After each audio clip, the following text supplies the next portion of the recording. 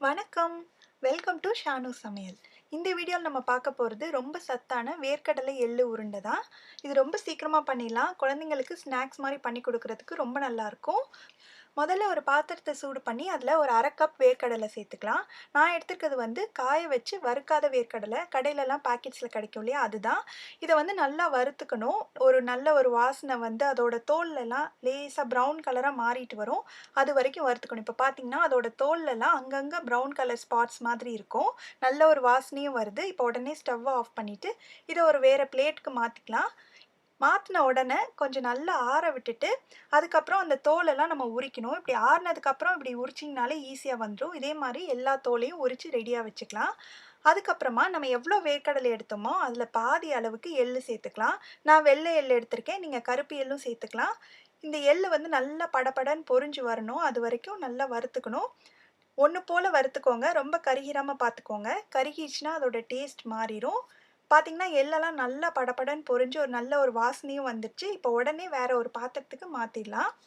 இப்போ வேர்க்கடலை எல்லாத்தையும் உரிச்சுட்டேன். இத வந்து மிக்ஸியில நல்லா பொடி பண்ணி எடுத்துக்கலாம்.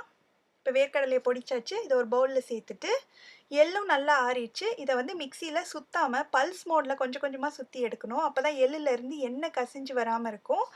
அந்த மாதிரி எள்ளையும் பொடி பண்ணியாச்சு.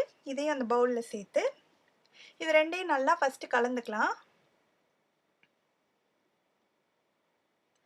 அடுத்து நான் எந்த அளவுக்கு வேர்க்கடலை எடுத்தேனோ, அதே அளவுக்கு பொடி பண்ண வெல்லம் 1/2 கப் பொடி பண்ண வெல்லம் எடுத்திருக்கேன். இது நல்ல சுத்தமான வெல்லமா எடுத்துக்கோங்க. இதையும் இந்த மாரி மிக்ஸியில ஒரு 2 தடவ சுத்தி எடுத்துக்கலாம். இப்போ வெல்லத்தையும் சேர்த்து இத நல்லா ஒண்ணா கலந்துக்கணும். இதுக்கு மேல வந்து நம்ம எக்ஸ்ட்ரா நெய் எதுவுமே சேர்க்க தேவையில்ல. வேர்க்கடலை, எள்ளு, வெல்லம் இதெல்லாம் சேர்ந்தே நம்மளுக்கு உருண்டை பிடிக்க வந்துரும். இத நல்லா கலந்தாச்சு. இப்ப பார்த்தீங்கன்னா, மாவு உதிரி உதிரியா இருக்க மாதிரி இருக்கும். ஆனா கொஞ்சமா எடுத்து இப்படி நல்லா இப்படி உருட்டுனீங்கனாலே அழகா உருண்டை வந்துரும். ஏன்னா வேர்க்கடலை, எள்ளு எல்லாத்துலயுமே அந்த எண்ணெய் பசை இருக்கிறதுனால அதுவே போதுமானதா இருக்கும். நல்ல ஒரு வாசனையா இருக்கு இந்த லட்டு. இந்த சைஸ் உருண்டைகளா நான் உருட்டிக்க போறேன். ரொம்ப ஈஸியா உருட்டிறலாம். கொஞ்சமா எடுத்து இப்படி கையில வச்சு லேசா அழுத்துனாலே அழகா லட்டு மாதிரி வந்துரும். இதே மாதிரி எல்லா உருண்டைகளையும் உருட்டியாச்சு. ரொம்ப சுவையான, ரொம்ப ரொம்ப சத்தான வேர்க்கடலை எள்ளு உருண்டை ரெடி ஆயிடுச்சு. நீங்களும் இந்த ரெசிபிய கண்டிப்பா செஞ்சு பார்த்துட்டு எப்படி வந்ததுன்ற கமெண்ட்ஸ சொல்லுங்க. இதே மாதிரி நெறைய வீடியோஸ் பார்க்கணும்னா இந்த சேனலுக்கு சப்ஸ்கிரைப் பண்ணுங்க. ஷானு சமையல் எளிய முறையில் இனிய சுவையில். நன்றி.